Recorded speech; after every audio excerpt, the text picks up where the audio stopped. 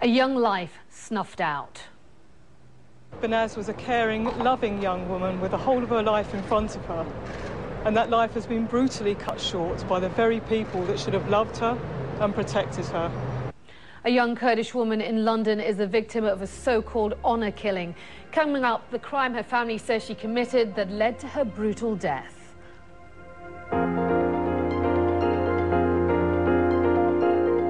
Now, they're called honour killings, but there's nothing honourable about them. It's a term used to describe acts of violence committed against women for bringing perceived dishonour to the family. Young women can be marked for death for even simply falling in love with the wrong person. Paula Newton reports on one such story out of London. In this cell phone video, the story just pours out of Banaz Mahmoud, and so does her panic and fear. As her boyfriend records it all, Banaz lays on a hospital bed, describing what she herself still couldn't believe. It was New Year's Eve 2005 in London, and Banaz's father, an Iraqi Kurd and devout Muslim, told her to grab her suitcase and go with him to her grandmother's. There, she was forced to drink alcohol to prep her for what was to come. She says, I finished the drink, I finished all of it, and then he got up, she says, and left the room. Banaz says when he came back, armed with surgical gloves, she was sure he would try to kill her. She ran from her grandmother's house, smashed a window, hysterical, as she called for help. She ended up in hospital that night, her boyfriend at her side. She told police the whole story. Her family wanted her dead. Banaz had left an abusive marriage arranged by her family and then fell in love with an Iranian Kurd who wasn't part of her clan. She knew her new love, coupled with the failure of her marriage, brought shame to her family, and that they believed the only way to restore the family's pride was through a so-called honour killing. That night, Banaz left this hospital with an offer from authorities, a safe house. She turned that offer down and sealed her fate. She returned to her family believing her father could never bring himself to kill her. He didn't, at least not with his own hands. Just weeks after leaving hospital, Banaz was abducted by two men, raped, strangled with a shoelace, and then her naked body literally packed into this suitcase, only to be found months later buried in a suburban backyard miles from home, that shoelace still tied around her neck. Her boyfriend still lives in hiding with his grief. They were cruel. They were just heartless people. My life went away pretty much when Banaz did. The only thing which was keeping me going was the moment to see the justice being done for Banaz. A London court found Mahmoud guilty, convicted of ordering his own daughter's murder. Banaz's uncle, Ari Mahmoud, also convicted of murder. But two men charged with actually carrying out the crime fled back to Iraq. Banaz was a caring, loving young woman with the whole of her life in front of her.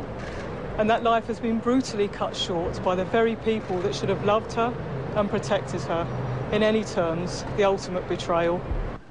A sobering admission from police, considering their report shows they questioned her version of events. Official figures show as many as a dozen women a year in Britain are the victims of honour killings. But the figure could be much higher. Apparent suicides for young Asian women are 3 times the national average, and there's little explanation for that. Banaz's sister, Bakal, worries about being the family's next target. She now lives at a secret location and wears a full veil, convinced she must hide from her own family. Her arranged marriage fell apart too. Just escalated to a big argument and all the uncles getting together. And the main one, really, Uncle Ari, he was the one that was saying, if I was his daughter, I should be, killed by now and turned into ashes. You bring in shame. For her family and clan, Banaz was the picture of shame, deserving of death. Even from the grave, her pleas for help are resonating here as police investigate more than 100 suspicious deaths, wondering how many victims of so-called honour killings have gone unnoticed. Paula Newton, CNN, London. Well, that case highlights the brutality of honor killings. Across the world, thousands of women live in fear. Crimes go unpunished. Many more cases go unreported. For more on this, we turn now to Zahir Jan Mohammed with Amnesty International. He's the Advocacy Director for the Middle East and North Africa. Thank you so much for joining us today. Thanks. I want to start by asking you, what kind of mentality is at play in these communities that think it's acceptable to murder a female in the name of honor? Well, I think, unfortunately, it's a broader, more universal problem where there's a structural acceptance of violence against women, that being cultural, physical, and emotional violence against women. And I think that there's a permissibility, there's this notion that men have, any right to do whatever they want when it comes to women and to basically legislate their own morality in their own hands. And I think the oftentimes inactions of the state and by community leaders tends to expound this violence. Let's make a distinction, and I'd like you to clarify for us because it's one that always arises. Is the so-called practice of honor killings, is this about religion or culture? Well, there's no question that there are elements of religion and culture. There's this notion that people interpret religion in a very oftentimes misogynist manner.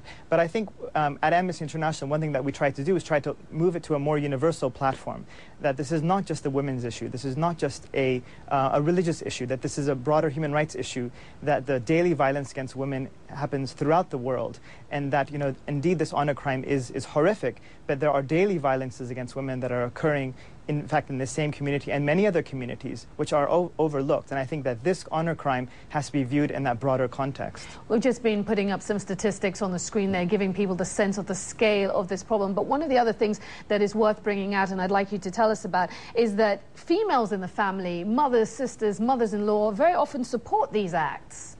Yeah, exactly. That's one of sort of the interesting paradoxes, that there is oftentimes support by women. But I think that it's still important to persist onward, that just because there's support by women, or even maybe a victim's own sister, that this is still not permissible. And I think that's oftentimes used as evidence against these women. And I think what happens is that these women have nowhere to turn to and they have no advocate. And I think what's worse is that there is not people speaking out within the community. And I think that is really a crime in itself.